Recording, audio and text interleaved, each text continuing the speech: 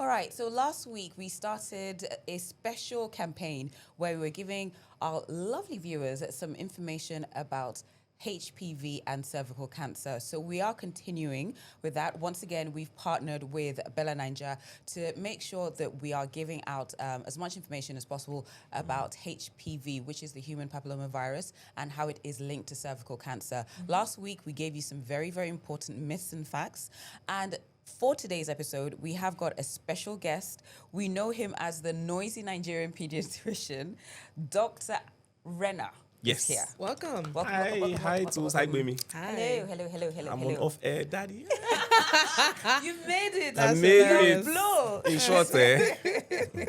That's so hilarious. Welcome. Thank you. So you're here to talk about HPV and cervical cancer, but if you can give us like a brief intro to tell us about your story a little bit, and then we can get into HPV and cervical cancer. Okay. Thank you, Gbemi. Thank you, Tools, for having me here.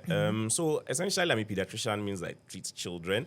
And what I do online is that I give health education, to parents, because there's a lot of pressure, Yes, from, absolutely. and there are a lot of sources of information that sometimes aren't entirely accurate, including our dads, our mothers, our mother-in-laws. And so I finally realized that you just need to give the accurate information to them. And social media is one of the best tools to use to get information as widely distributed as possible. And so that's how I started. And here we are, 8 years down the line of content creation on off air.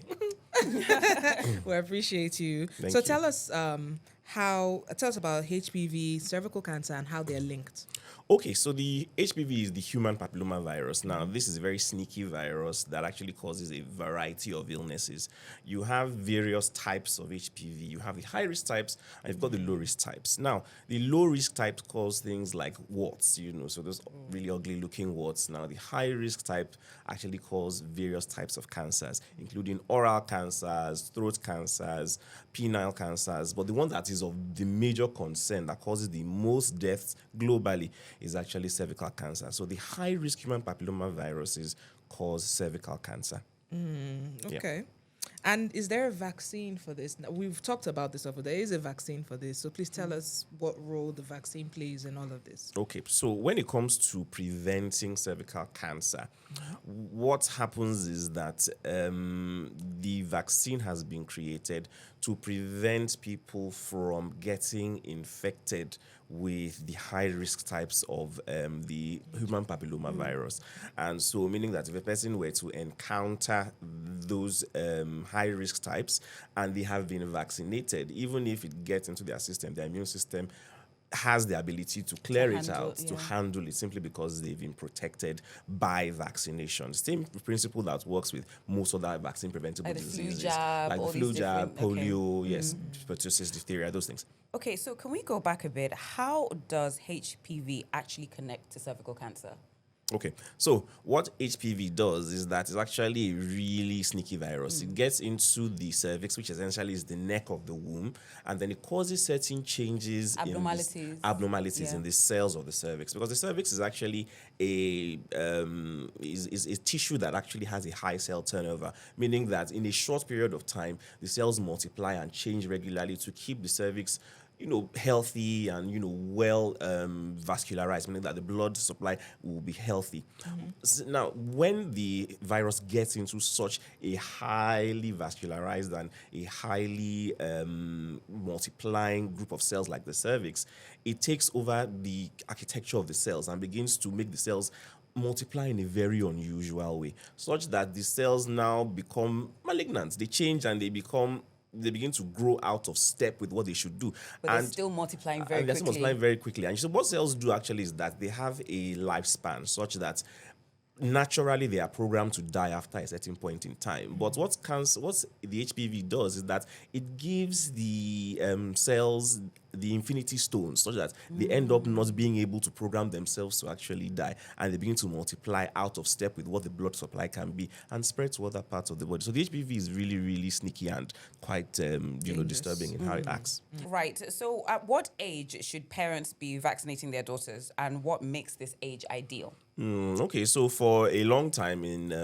countries like the US and the UK, they've been vaccinating their children, actually, both boys and girls, between the ages of 9 and 14 years. And that age is ideal because at that time the immune system is really still quite naive and ready to accept and create an immune response to the vaccine that is being administered. The older one gets, the less of a response the immune system is going to have to create the protective antibodies against the human papilloma virus. As a matter of fact, by the time a person is 26, if they want to get the human papilloma virus vaccine, they've got to see a physician first to be assessed and evaluated to see if they're still eligible. So I'm so sorry. One vaccine is good for life, or do you have to keep taking them? So it really does depend on the one that you are taking. So ideally, what happens is that there's the Gardasil 4. So that's essentially it's a human papillomavirus vaccine that protects against 4 of the really high risk types of human papillomavirus. Okay. Now you're supposed to get 3 doses of that, but what we realize actually is that one dose actually offers 90 to 98% protection. So in situations where you can't absolutely get the 3 doses, 1 dose is a perfectly fine option. Okay. So you said between ages 9 to 14 are that's the ideal time to get vaccinated. For people like us in our early 20s, is it still possible to get vaccinated? If you're in your early 20s, yes. So would the vaccine still be effective? Yes, it will still be effective. Okay. It will still be effective. But you need to see your to have like a full appointment with your doctor. Appointment with your doctor, Okay, yes. times 2 of that. Times 2 of that, For our elders. we'll refer you to the Lord. So, but yeah, times 2 of that, again, risk. Meaning people in their 40s. Yes, in their 40s. Yeah. Risk 30s, does, 40s, yes, yeah. one does have to assess the risk because the likelihood of a person of that age group having been already exposed Is very to high. the human papillomavirus is very high. So what's now the point of giving Wow. you? If you've already been out there on the streets. I should laugh. Oh my God. But no, but it's funny. either ways, if you are watching and you're in your 20s and your 30s and your 40s and you haven't had the vaccine, you can still find out about it. Yes, You probably yes, need to yes. be assessed and everything. Assessed. And then you can get it, I imagine. Yeah, exactly. But I believe that from 9 to 14, isn't it free? Yes, exactly. And then if outside of those ages, you can still get it, but you probably have would to need pay. to pay. But So I don't think it's super expensive, which is it? which is the great thing. So in 2023, the federal government actually rolled out the vaccine, as part of a campaign to make sure that girls from 9 to 14 years were fully vaccinated against the human papillomavirus. And it has now been added into the routine vaccination schedule, such that when girls, right now in Nigeria, only girls are getting it, and it's when they turn 9. So right now it's at the age of 9. So if they miss that window of the 9-year-old window, then they don't get it if it's the routine vaccination. But at the time it was being rolled out, it was 9 to 14 years. Okay. Now okay, go ahead. And boys as well. You said boys don't get it, but you can still get it for your boys if you if you want to, but then it will probably be like a private arrangement. Okay, Yeah. sorry, Gbemi, go ahead. Yeah, I was going to ask, like lots of people would say, this doesn't run in my family, or what would you, you know how we can be, God forbid.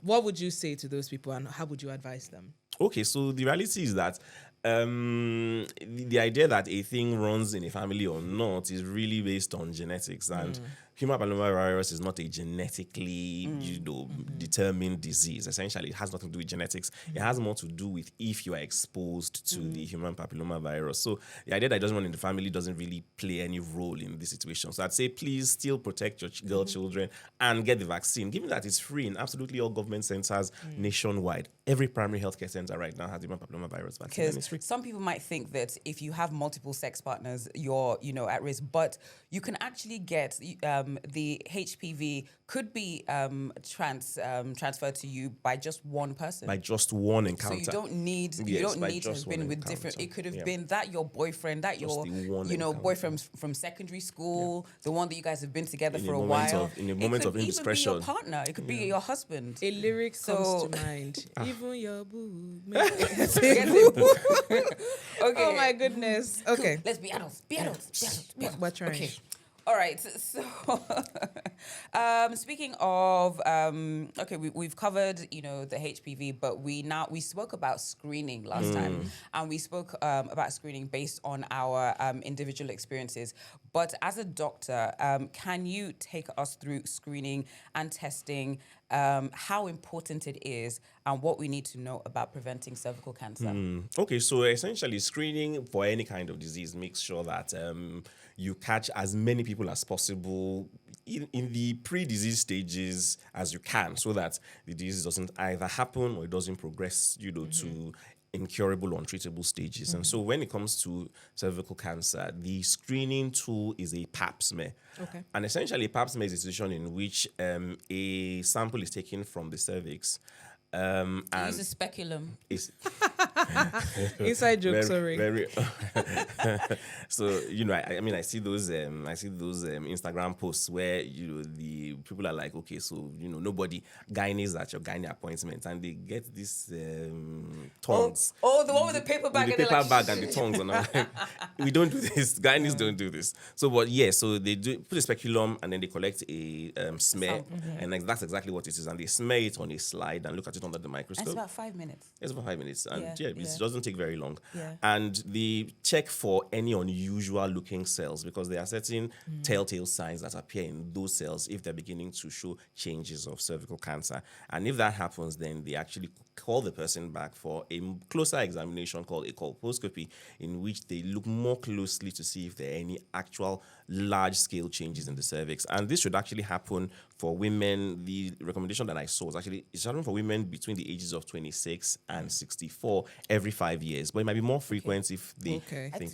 I do mine once a year. What? Oh, wow, that's yeah. I do mine when I do my health thing. Yeah. Wow, What interesting. what is the male equivalent of a pap smear? Like, how do men get screen themselves or get checked? So, as far as HPV is concerned, unfortunately, there really isn't a male equivalent of the pap smear, because the number one, screening as a tool generally says that you should be screening for conditions that are one, extremely common, or two, extremely dangerous, depending on how much public health emphasis is laid on the condition. But for the HPV, the conditions that it causes in men, including things like penile cancer, throat cancer, and maybe some anorectal cancers, they're not that So will it be like common. a standard STD testing, for example? Like Okay, some so people go to? so the standard STD testing essentially would be testing for HPV, and unfortunately not for cancer. Okay. So the pap smear would be checking you to screen for cancer, not necessarily even though as part of the pap smear, actually they also do test for the presence of HPV. Well, for men, it's very difficult to get, because men, the cervix actually is quite moist, and it actually is able to keep things for a long time. But for men, it's the pretty dry thing, and there's no swab they can collect. Is there a strong link? So we've established that there's a strong link between the human papillomavirus and cervical cancer. Is there a strong link between HPV and penile cancer? So actually the strongest risk factor for penile cancer actually is the HPV. Because I feel that a lot of guys might not know that. Yes, I actually. feel like a lot of guys actually don't. It is. A lot of guys probably don't even know that penile cancer is a thing. It is. See. Yes, Did you know? Did you know? Did you know? Yeah, penile cancer is a thing. So, No. I mean, we're here to learn, so it's not even about yes. jokes or whatever. Now, Very true. you've mentioned that if parents want to get their daughters the vaccine, they can go to the what did you call it? Primary health centers. Yes. I'm sure there are also some private clinics or hospitals that administer this vaccine. One thing I was going to say, and you already mentioned it, that the vaccine is part of the routine schedule in Nigeria and is available at these primary healthcare centers. I want you to send a special message to the fathers, not just because every time there's things like this, prevention, health, this and that, the conversation is always directed somehow to the moms. So talk to the fathers. Fathers, give yourself brain. Okay, actually, on what serious note, so fathers, so here's what it is. I think For good or for better or worse, and I'm sure you guys will think it's for worse, we live in a patriarchal society, and fathers really do determine a lot of things that happen in the family. You cannot just grab a man's child and walk them off to go and get any kind of health intervention without their permission. So I think fathers should be brought into this conversation by letting them know that this is an investment in the future of their children. Of course, while the girls are getting it, the boys too can get it at the private facilities at a certain fee. But the fathers need to realize that if they want daughters that are as healthy as they can possibly be, then they should be getting the human papillomavirus vaccine to prevent cervical cancer later in life. Okay. And I just want you to reiterate how important it is for women especially to do regular screenings. I say this because it took me a while before I was, should I say, brave enough to, get my screening, my first screening, because you're like, it's weird. It's invasive. The person hasn't bought me dinner first. All of those different things. But I'm just joking. But it can feel, it's scary. It's actually scary.